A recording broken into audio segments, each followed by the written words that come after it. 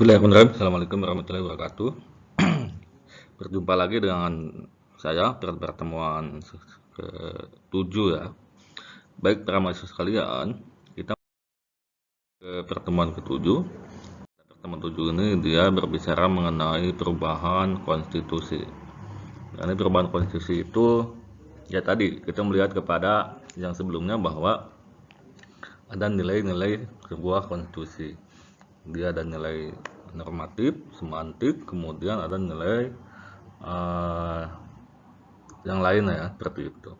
Nah, nilai-nilai ini adalah berbicara tentang keberlakuan sebuah konstitusi juga kan begitu.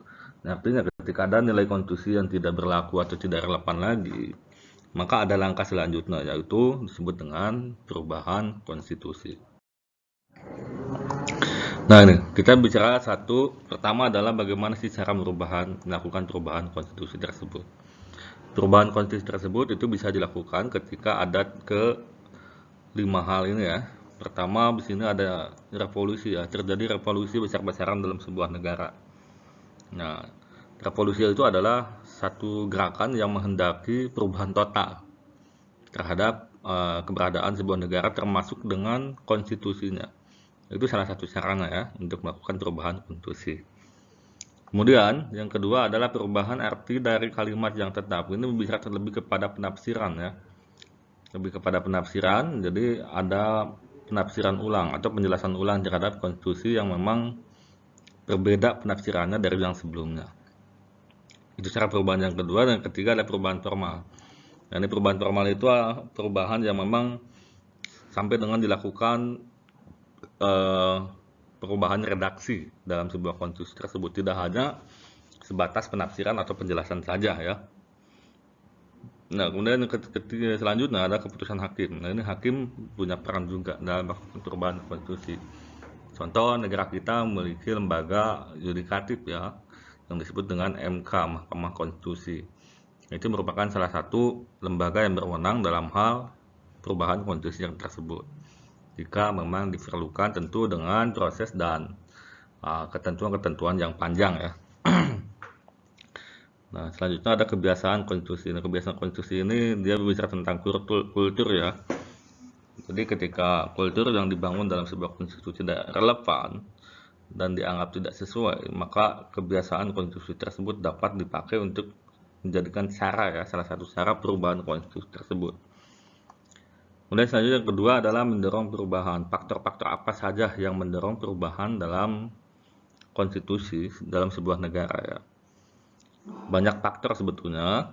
Faktor yang pertama adalah berkaitan dengan perkembangan peradaban ya, atau revolusi industri hari ini sangat terkenal ya, revolusi industri 4.0 ya.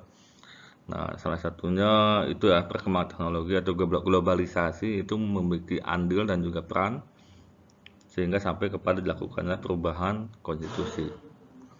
Yang kedua perang, ini jelas perang ya, ketika kondisi perang maka itu semacam ada serangan eksternal ya, faktor eksternal yang menyebabkan negara harus mengambil antisipasi bagaimana untuk bisa bertahan. Salah satunya itu dampaknya bisa berakibat kepada perubahan sebuah konstitusi. Yang ketiga krisis moneter ya, ekonomi jelas. Kemudian selanjutnya negara kesejahteraan. Ini satu bentuk revolusi atau renaissance ya, ketika negara pada hari itu dirasa tidak bergerak maju ataupun tidak mencapai nilai kesejahteraan bagi masyarakat negaranya, dianggap tidak relevan, maka butuh perubahan-perubahan yang salah satunya dilakukan oleh Prancis ya, dengan renaissance-nya itu, yang pada saat itu negara Prancis ini sangat dikuasai dan dominasi oleh kaum gerejawan. Masyarakat menilai dan sebagainya sehingga merasa perlu untuk melakukan perubahan. Nah, itu. Kemudian yang kelima ini pandangan masyarakat ya. Pandangan masyarakat juga sangat mendorong ya dalam hal perubahan konstitusi. Ya, maka pandangan masyarakat ini dia berdasarkan daripada kultur yang berkembang dari satu negara tersebut. Nah, selanjutnya ada amandemen formal. Ini secara formal amandemen itu yang pertama dia bisa pada umumnya konstitusi bersifat kaku atau rigid dengan tujuan. Nah, amandemen formal itu. Kemudian yang kedua, konstitusi diubah hanya dengan pertimbangan yang matang, bukan alasan sederhana atau serampangan. Kemudian yang ketiga, rakyat harus diberi kesempatan mengungkapkan pandangan. Yang keempat, dalam sistem federal perlu adanya persetujuan negara bagian. Kemudian yang kelima, hak individu dan masyarakat harus tetap dilindungi. Nah, ini amandemen formal itu dilakukan karena beberapa hal itu. Nah, jadi artinya konstitusi tersebut harus kaku, rigid, kemudian juga harus mempertimbangkan berbagai hal. Masyarakat sebagai masyarakat negara itu mesti dilindungi hak dan diberikan ruang untuk memberikan pandangan terhadap konstitusi tersebut. Nah, ini seperti yang disampaikan pada sebelumnya, hal-hal yang mendorong perubahan itu salah satu adalah pandangan masyarakat. Maka bisa dilakukan amandemen secara formal ya. Nah, cara perubahannya bagaimana? Ini ada cara perubahan yang dilakukan oleh lembaga legislatif ya. Pertama, cara perubahannya adalah fixed quorum of a member on qualified vote, atau yang kita kenal dengan istilah setengah lebih satu lah. Ketika quorum setengah lebih satu menghendaki perubahan, maka bisa dilakukan. Selanjutnya adalah pembubaran legislatif dan diikuti dengan pemilu. Kemudian sidang gabungan, kemudian oleh rakyat melalui referendum yang disebut dengan revolusi tadi. Kemudian yang kelima oleh sebagian besar negara bagian untuk negara federal ya. Kemudian yang keenam oleh badan khusus. Nah, itu cara perubahannya seperti itu. Nah, kemudian bentuk-bentuk perubahan apa saja?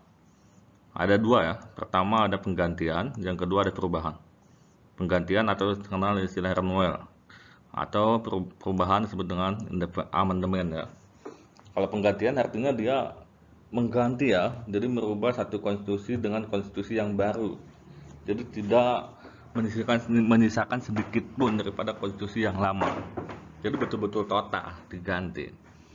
Nah, sebenarnya untuk merubah atau amandemen ini dia hanya sebatas masih menggunakan konstitusi lama, namun ada beberapa hal yang dirubah. Yang di sini diklasifikasikan pada 3 hal.